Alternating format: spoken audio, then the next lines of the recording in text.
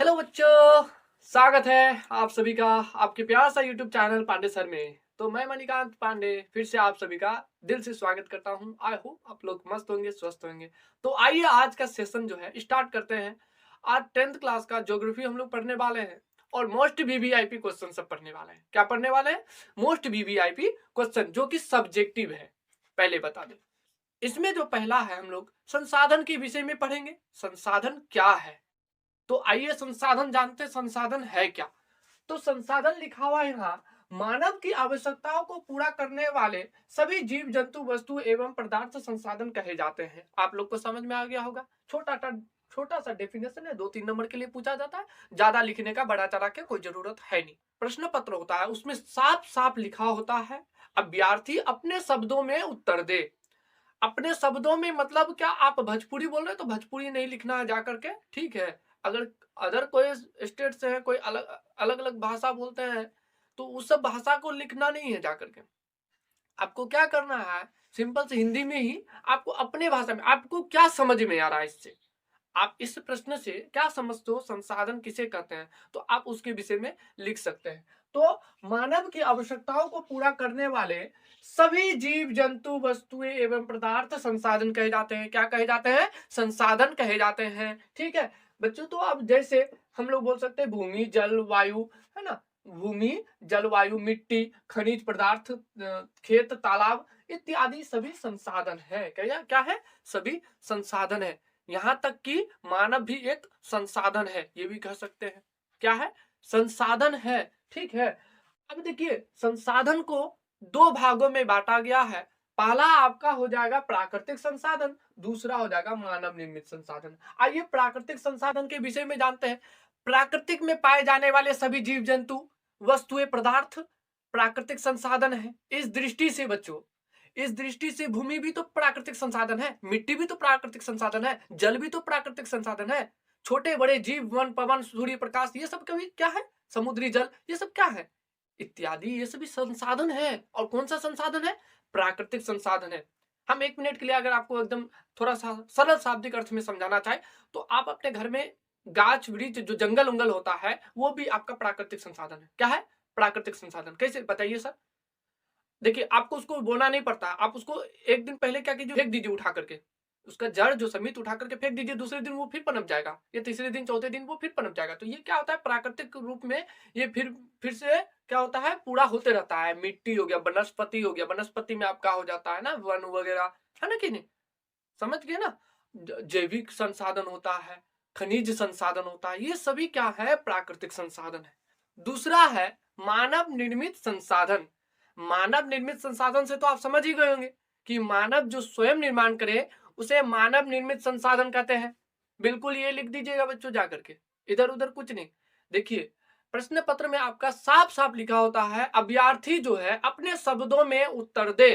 तो आप अपने शब्दों में ही जाकर के उत्तर दे दीजिए, जो आपको समझ में आ रहा है कि मानव मानव निर्मित संसाधन क्या है, संसाधन क्या है, और प्राकृतिक संसाधन क्या है। प्राकृतिक से तो आप समझ ही रहे हैं ना, है कि नहीं?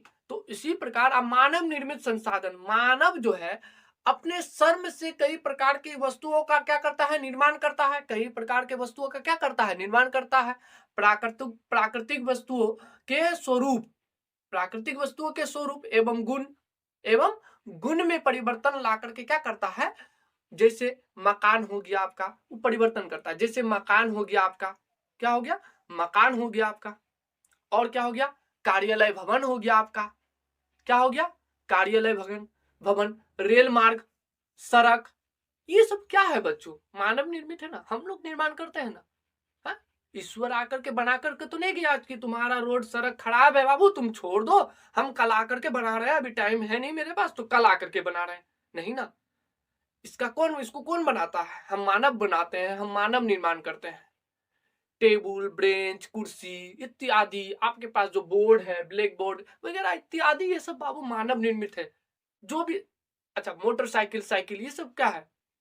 मानव निर्मित तो है तो संसाधन ही, लेकिन है ये मानव निर्मित। तो आप ये याद रखिएगा कि संसाधन को दो भागों में बांटा गया है। जो कि प्राकृतिक और मानव निर्मित है। अब दोनों का डेफिनेशन हम आपको बता दिए कि प्राकृतिक संसाधन किसे कहते हैं और मानव निर्मित संसाधन किसे कहते हैं। अगर आपको समझ में अभी भी नहीं आया तो वीडियो को थोड़ा पीछे कीजिए और उसको बढ़िया से सुन लीजिए एक बार दो बार, ताकि जो है आपको समझ में आ जाए और आप बढ़िया से वहां पर उत्तर लिख सके। देखिए, ये प्रश्न को आने का चांसेस हम अगर यदि बोले मेरे हिसाब से तो आप ज्यादा ही रखिए। ऐसा हो सकता है कि इस बार पूछ ले, क्योंकि ये प्रश्न जो है ना बहुत बार पूछा गया है बच्चों। हम पे विश्वास कीजिए और आप लोग थोड़ा सा टाइम दीजिए और इसको पढ़िए, इधर उधर मत भटकिए थोड़ा सा, प्लीज, यही कहेंगे।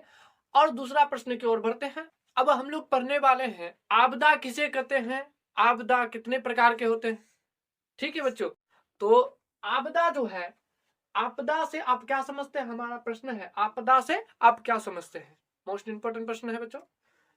अचानक होने वाली ऐसी विनाशक और विध्वंसक घटना, अचानक होने वाली ऐसी ऐसी विनाशक और विध्वंसक घटना जिनसे जान माल की भारी क्षति हो, आपदा कहलाती है। क्या कहलाती है, आपदा कहलाती है। आपदा समझ गए। देखिए, ऐसी आपदा जो कि अचानक आ जाए, है ना, और जिसका जो विनाशकारी हो, जैसे अभी मान लीजिए आपके घर, हमारे मोहल्ले में या आपके वहां पे बाढ़ आ जाए तो कितना विध्वंस करके जाएगा, अचानक आ जाए तो, है ना, जान माल की काफी क्षति होती है इससे। तो वो क्या कहलाती है, आपदा कहलाती है। ये याद रखिए, क्या कहलाती है, आपदा कहलाती है। आपदा जो है ना बच्चों दो प्रकार के होते हैं। आपदा जो है दो प्रकार के होते हैं। कितने प्रकार के, दो प्रकार के होते हैं।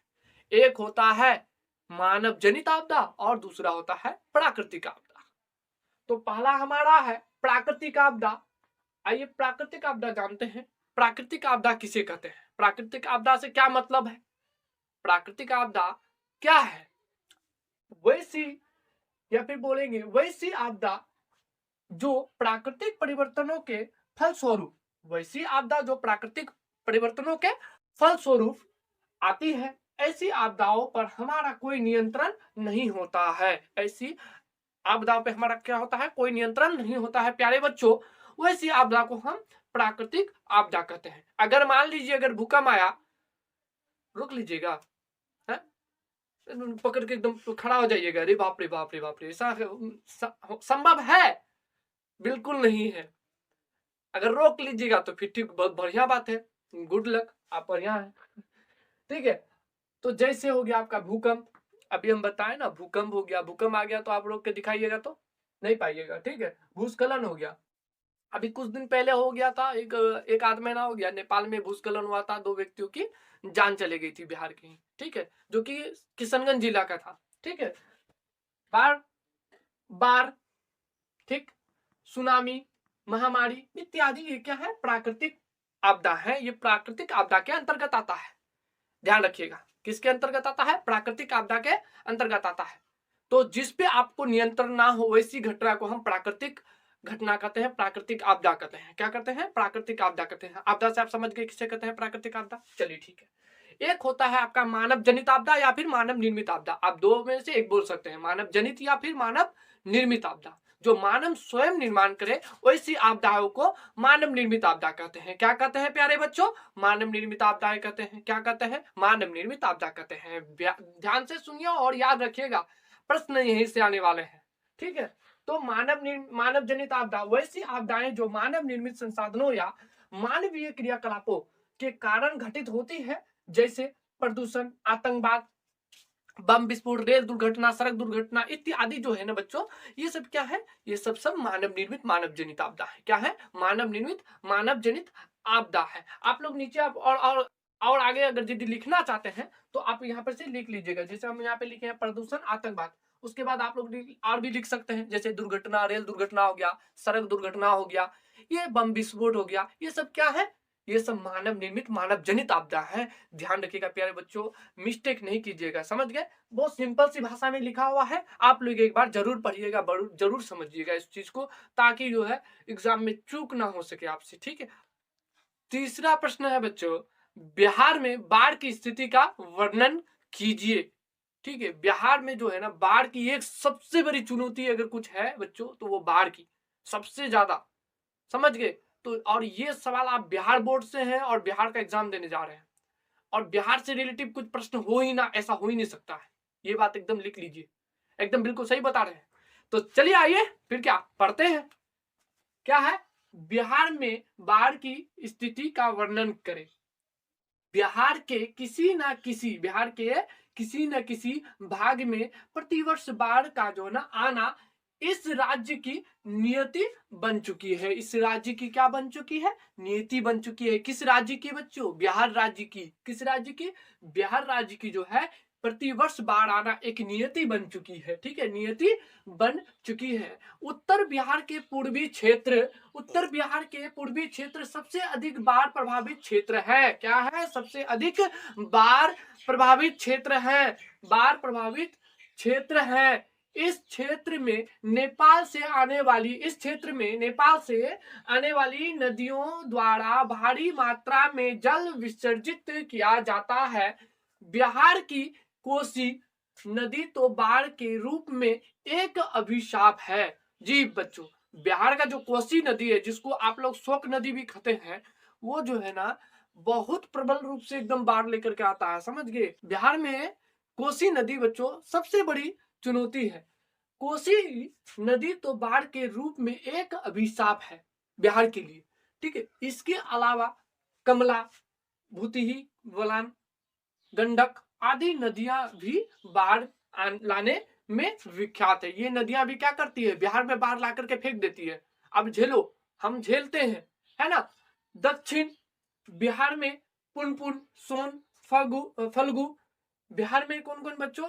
तो बिहार में पुनपुन, सोन, फल्गु आदि नदियों द्वारा बाढ़ की स्थिति उत्पन्न हो जाती है। तो बिहार में जो ना बाढ़ की सबसे बड़ी चुनौती है और इस बाढ़ से बचने का जो मार्ग है वो भी क्या है, वो भी हम लोग जानेंगे, वो भी हम लोग पढ़ेंगे। सबसे पहले एक बार आप इसका जो है स्क्रीनशॉट लेना चाहते हो तो स्क्रीनशॉट ले लीजिए या फिर इसको एक बार पढ़ लीजिएगा बढ़िया से। ठीक है, तो बच्चों हमारा प्रश्न है बाढ़ नियंत्रण के लिए उपाय बताइए। आप क्या बताइएगा बाढ़ नियंत्रण के उपाय के लिए? क्या लिखिएगा? तो आप इसका आंसर पढ़ लेते हैं हम लोग, क्या लिखना है। ये भी मोस्ट इंपोर्टेंट प्रश्न है बच्चों। आप देखिए, बाढ़ से कैसे बचना चाहिए अगर पूछ लिया जाए, बाढ़ का जो नियंत्रण कैसे करें, बाढ़ को रोके कैसे, ये तो हमको लगता है पूछ ही लेगा। क्योंकि देखिए बाढ़ जो है ना बिहार के लिए एक बहुत बड़ी चुनौती है, बहुत बड़ी समस्या है ना।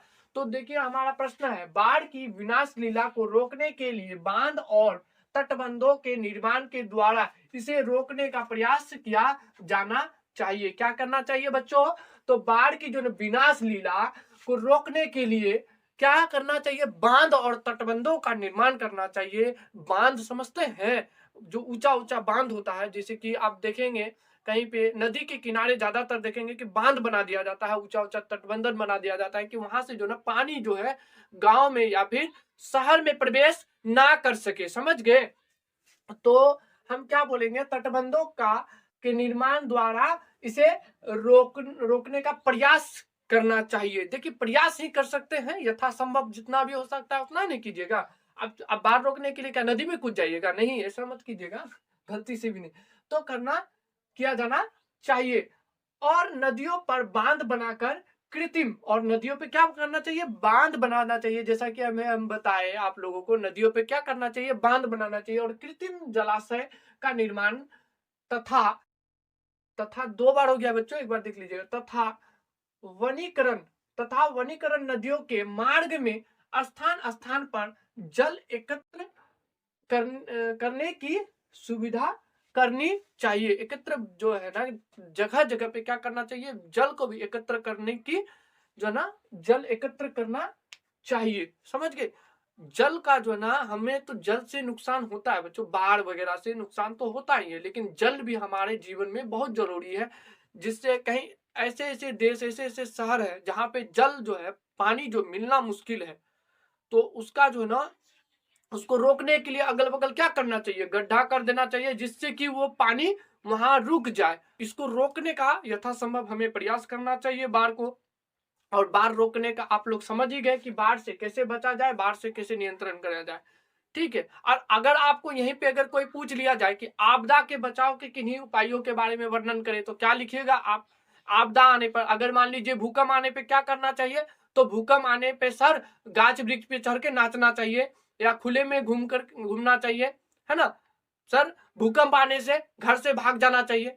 बिल्कुल नहीं, ऐसा मत लिखिएगा, नंबर कट जाएगा। ये सब चलने वाला है नहीं, ये ऐसा नौटंकी मत कीजिएगा, समझ गए? क्या लिखिएगा आप लोग? अरे भूकंप आने से क्या करना चाहिए? घर में ना रहना चाहिए, घर के कोने में छुप जाइए, है ना? और कोई-कोई विद्यार्थी ऐसा भी होता है कि जैसे भूकंप आया वो घर में आंगन में जाके नाचने लगता है, वाह भाई वाह भूकंप आया है, आज मेरे घर भूकंप आया है। तो ऐसा बिल्कुल नहीं कीजिएगा।